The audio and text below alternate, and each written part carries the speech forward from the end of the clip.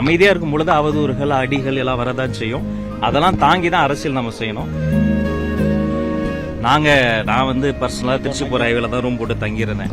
இது legal battle political battle வரும்பொழுது இது லீகல் பேட்டில் போய் நாம நகர்ந்துட்டோம். ரெண்டு விஷயம் தான். சம்பவ இடத்துல 2ஆம் கட்ட தலைவர்கள் போய் பார்க்க அனுமதி தரல.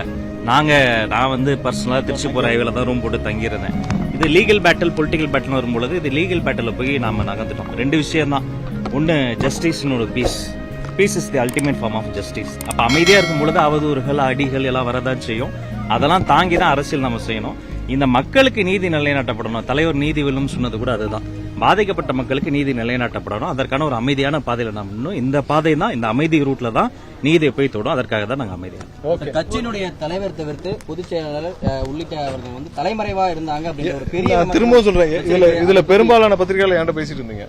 யாரும் தலைவர் இல்லை. நிகழ்ச்சிகளில் கலந்து கொள்ளவில்லை. எங்கேயும் இது எந்த நிர்வாகம் போகல. நீங்க அதனாலதான் எங்களுடைய திரு ராஜ்மோகன் அவர்களையும் வந்து நீங்க எல்லாம் இது நிறைய பேர் கேட்டாங்க.